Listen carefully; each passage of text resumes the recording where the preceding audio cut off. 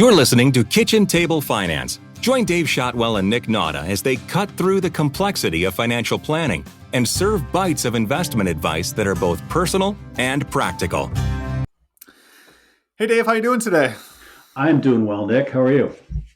Fantastic. You are always doing fantastic. I know, it's real crime. Great, fun time around here. We got a perfect football weather the next couple days, and for our listeners who maybe aren't in Michigan, this is the Michigan Super Bowl going on tomorrow, right? Yeah, University of Michigan football versus Michigan State. So things are getting a little rowdy here in East Lansing in preparation of the first ever night game in that matchup. So what are we going to do, Dave? We're going to talk about the markets. Yeah, let's talk about the markets. It's a safer topic. Topic. That's right. You don't want our football advice. Well, I'm sure we could talk for hours about it. But yeah. All right. So, let's take a look at what happened in the third quarter and give an outlook for what we think may happen here in the future. Dave, where do you want to start? Well, there's really no two ways to look at it. The third quarter was pretty lousy for both stock and bond markets. Yes, indeed. Just about every slice of the domestic market, the U.S. stock market was down about 3%, with small stocks doing a bit worse, with small cap growth stocks being down almost 7%. So the interesting thing, though, as lousy as the quarter was, everything is still pretty positive for the year, with what we look at for the all cap index, counting everything, still being positive 12.4% for the year through the end of the third quarter. Yeah. So, it's kind of one of those, what have you done for me lately moments, right? Like, I don't know. I don't remember what we predicted in our prediction season, but I think that we both, if looking at it in January saying, hey, you're going to be sitting here in October and the all cap's going to be up 12%, we probably would have signed up for that, right? Right. Yeah, I'd have been all over it. So yeah, it just isn't as much fun as it was in July when we talked about it, right? Yeah, exactly. And kind of the same story in bonds. If we look at the U.S. aggregate bond index, it was down almost 3% for the year. And it's negative on a price basis for the year now, minus 1.25 actually. Mm-hmm. But remember that's just looking at the price movement in bonds and not taking into account necessarily the income they're producing, which is now higher than what we used to see. Yeah, so another one of those quarters where we had losses in both stocks and bonds, which, never a fun time. But I keep telling people in a lot of our reviews, the light to the end of the tunnel is hopefully coming, especially as it relates to bonds and how they should, be impacted in the future. So we've gone through some hard times in the last couple of years, but hopefully we've kind of at that tipping point. Yeah, well, a rising interest rate environment and inflation situation is not good for stocks and not good for bonds. Yep. And we're still basically in a tug of war between interest rates and inflation. Yeah. So, when we look forward to where things are potentially headed, the easiest way to think about it, rather than make predictions, is to look at what's on the positive side of the ledger and what do we have to worry about, right? Yep, absolutely.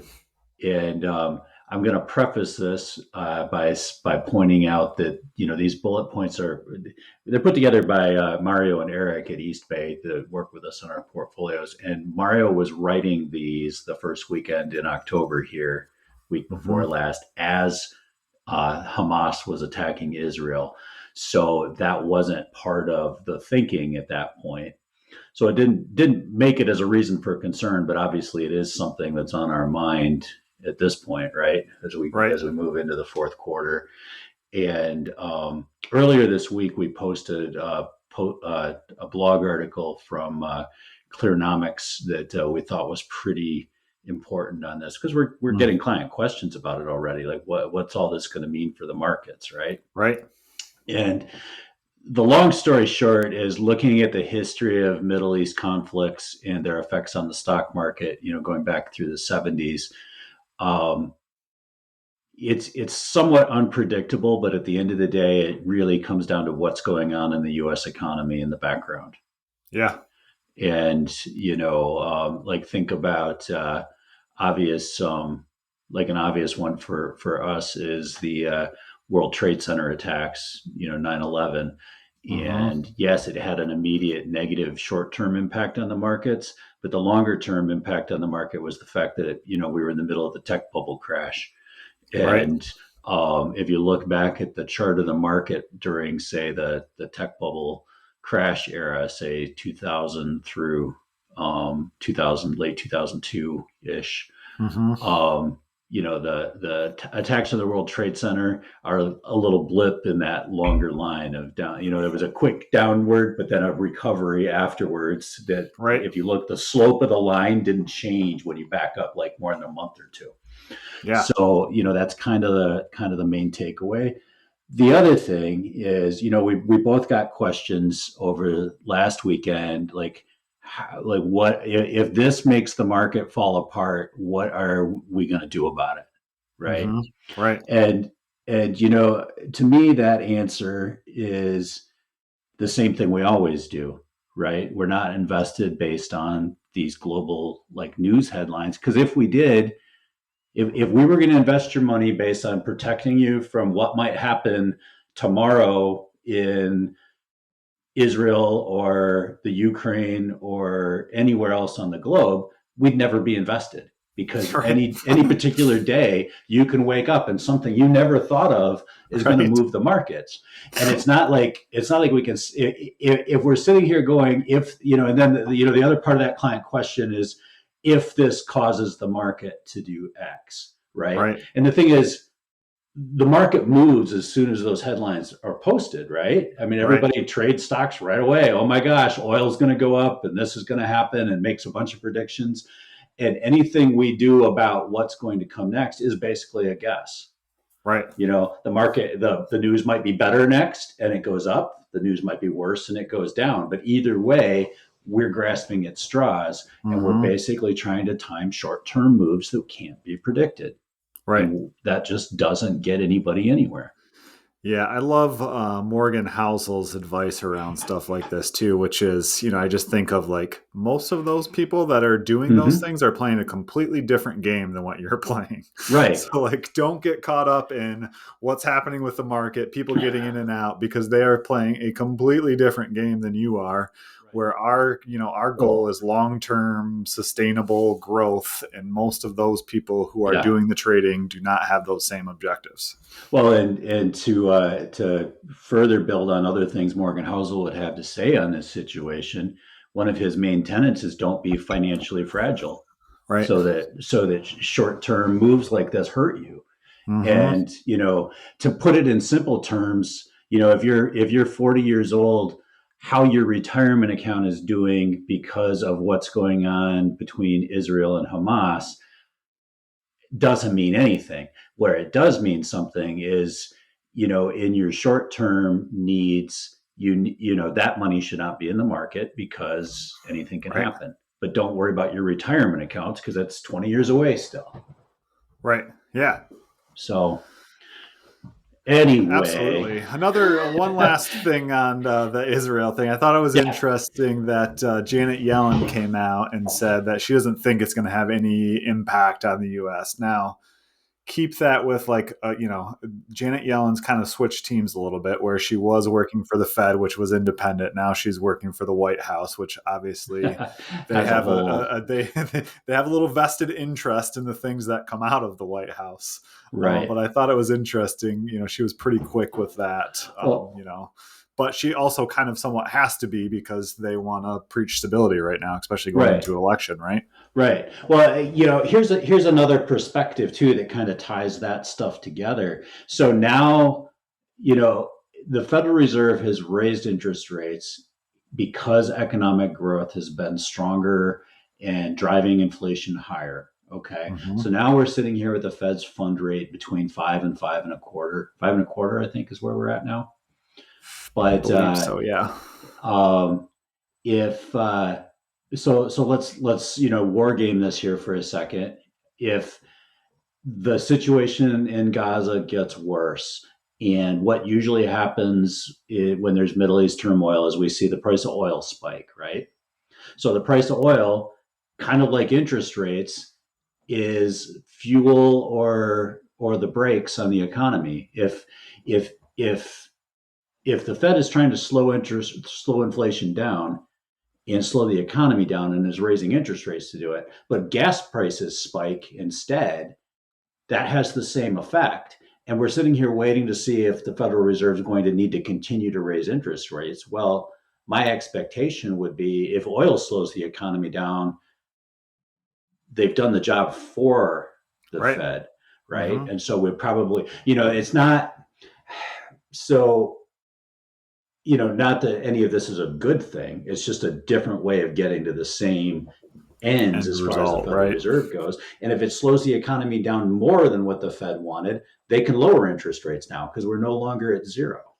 Yeah, right. They've now, the as hard as this has all been with interest rates going up, we've talked a lot. We recorded a whole podcast last week on there being returns in cash. So that's one positive. But the other positive is now when there's economic trouble, we've got room. The Fed can lower rates to stimulate the economy if we have an issue.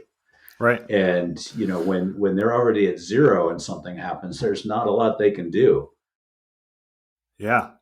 Well, it's interesting too, because and I think we've had podcasts or at least talked about this before, like the death of the 60-40 portfolio. And admittedly, it's not going as well as especially over the last couple of years, but I'd rather be in a 60-40 portfolio now. Is the best time in the last 15 years. Well, same people, because you have that dynamic of, those bonds should hold their weight if we go into a recession / bear market. The same people that publish articles about the 60-40 portfolio being dead are the same people that publish articles at 6:00 at night saying, X just happened this afternoon. Here are the 4 portfolio moves you should make tomorrow morning at the open. Right. Yep. And they're not doing you any favors. Or invest in our ultra expensive hedge fund strategy where we don't use bonds but get better results with lower risk. Yeah. Okay, so where were we? Outside of what's going on in the Middle East, the positive signals and the reasons for concern going into the fourth quarter. And on the positive side of the ledger, we have that, we barely averted a government shutdown in September. It wasn't really expected to have, a major impact on the market, but, that came and went. I always chuckle at this one because I can hardly get through it without laughing because, we barely avoided it, but, it's coming back in the middle of November and B, Congress basically imploded afterwards and doesn't have a speaker and can't do anything. So, stay tuned. This will come up again. I promise you. Yeah. Second one we've talked about a bit, but it's an important thing to keep in mind when we're talking about negative price returns on bonds. There is now more income and fixed income than there has been since early in my career. And we're starting to see the yields on bond funds tick up as their older holdings are rolling over into new holdings with higher interest rates. So that's part of why I we chuckle at this death of the 60-40 portfolio. It's probably never been as good a time to buy bonds as any other time in my career, going back to other than some event driven things that were short run in nature. Yeah, absolutely. And that should be, driving people to look at their asset allocation, as you get closer to retirement. A lot of times we're becoming a little bit more conservative. And so, it's a good time to look at that stuff and kind of have a plan. And maybe this makes sense to kind of take a little bit less risk because you can get a little bit more interest in bonds than you have in a long time. And we've been having investment policy statement conversations with clients lately, and I'm not seeing a lot of clients fall into this category.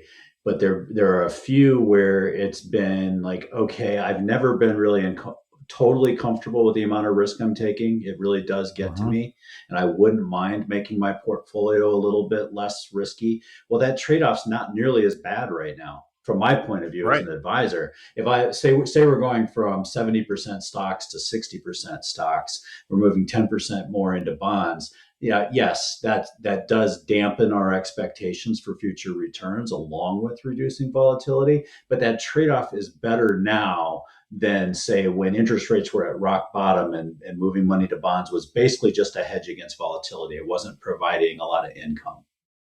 Right. So, and I haven't done the math, but it's just not as bad. I don't feel nearly as bad that the client's going to miss out.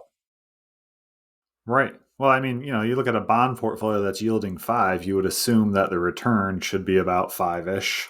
Right. Where, 2 years ago, you're sitting at 1, 2, maybe 3. And so, Right. that's a big difference. Right.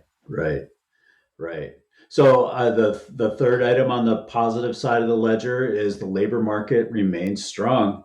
Everybody thought that we'd see the labor market start to fall apart this summer with interest rates being higher and companies needing to slow down.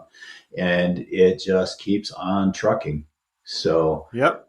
And if you don't believe us, drive around Lansing and wave at all the UAW picketers, and somebody else just went on strike the other day. 2023 is the year of the strike, and that stuff doesn't happen without a strong labor market. Right. You're in a bargaining position. Now's your chance. Right.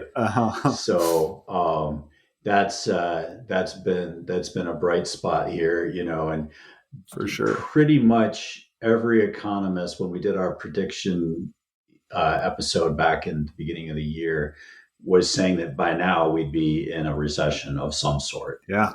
And it's really the labor market that's kept things moving along. So the labor market and consumers' appetite for spending still. Yeah. Well, those things go together, right? Right. If you don't feel comfortable in your job, then you're probably not spending like we're seeing spending right now. So, those things definitely go hand in hand for sure. So, time to talk about the other side of the scale, right? Indeed. And the first one, as always, lands on the Fed, right? And what they've been up to. Yep. Higher for longer. Higher for longer. Higher it's for the longer. New catchphrase. Yep. So that's where the Fed is kind of on pause. They haven't raised rates now in a month, and they've pretty much said they're going to keep an eye on the data and see how things go. But they have signaled that they anticipate they're going to have to raise rates again at some point in the near future, and that they'll have to hold them higher than they had previously anticipated. Yeah, so looking back, we have a cool chart on this too, but if you look back at all of the, rate hike cycles, once they got to the top, it was a pretty steep cliff off the other end, right? Because usually they pushed us into a recession and then had to lower back off to go the other way, right? Yeah. Well, because labor in the economy is so strong and not in that recession, it gives them the ability to maybe maintain this higher rate for longer and not have that cliff effect back down to basically nothing. So the downside then of the economy is, it's what those stops are put in place a little bit longer. And that's kind of the negative concern of maybe we'll grow, but we're probably not going to grow like we're accustomed to because of the interest rates being higher. Mm-hmm. Yeah. And it's interesting. I think the phrase Mario used talking about those, I think he said the Fed raises rates on an escalator and lowers them on an elevator. Right. Yep. But a lot of time too, that's event driven. Either because they've overdone it and caused a recession, and now they need to get us back down out of it, or during COVID, they basically took rates from. I can't remember where they were at the beginning of COVID, around 2%, I think. And they took it to like zero in like one big fell swoop. Yeah, I think according to our chart here, about 2.5 and then 2.5. Okay. Then not anything. yeah, to nothing.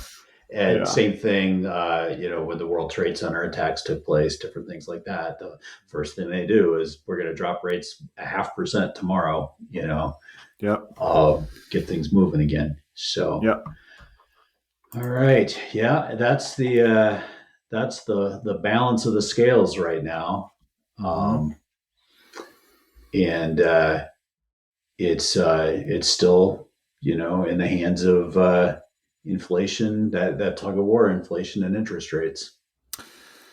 Absolutely. And the next kind of reason for concern, Dave, and we talked about it a little bit, but when you look at the US large cap stock return, it's really being driven by only a small number. And as Mario did some research for us and found out that number's about 7 Yeah, of the 500 yeah. of mega cap stocks is really behind the growth of large cap.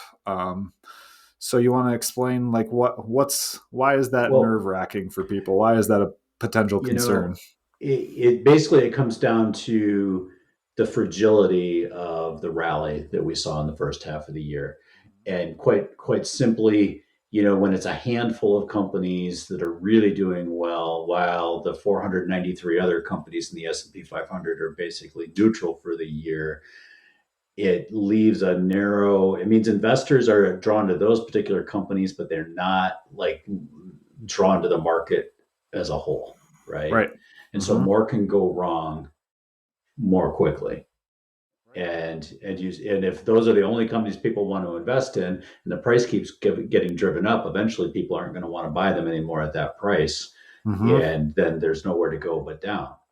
It's Yeah. it's interesting though, and this is something I personally would like to dig into further, because the history of the markets in general, if you look at what has driven the return of the S&P 500, say over the last 75 years, it is always that now it's a rotating cast, Mm-hmm. but by and large, most companies only do okay, while a few companies drive the indices higher.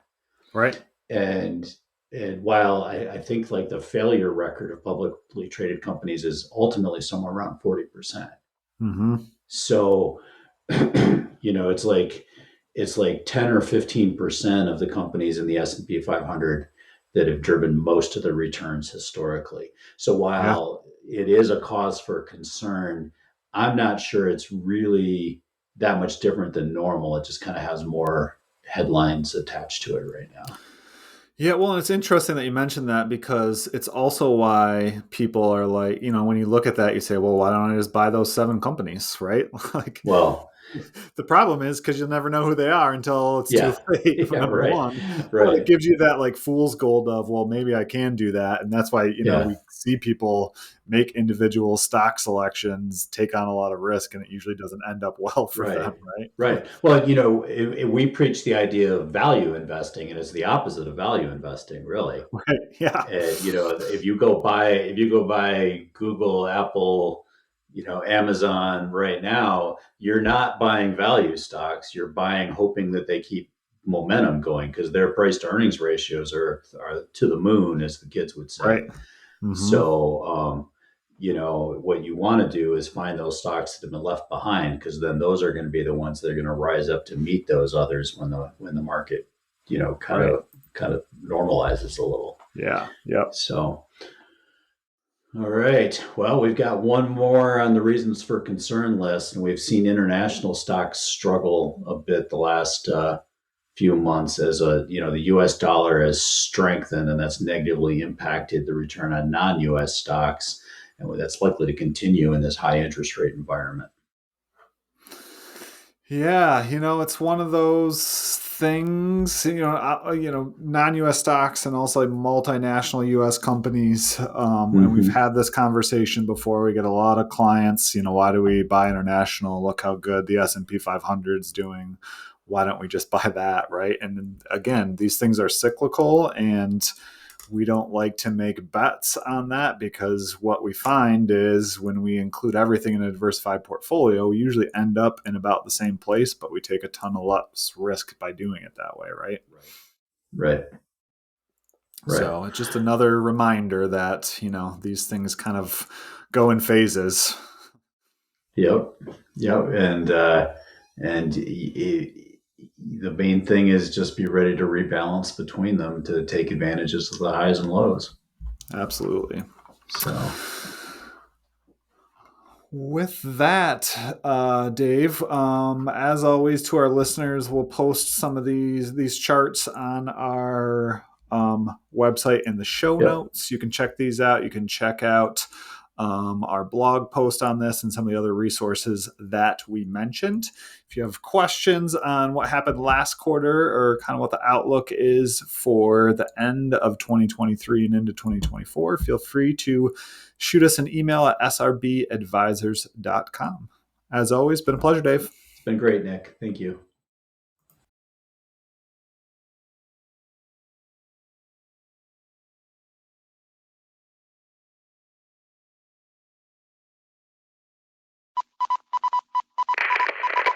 This is a Zedia Media production.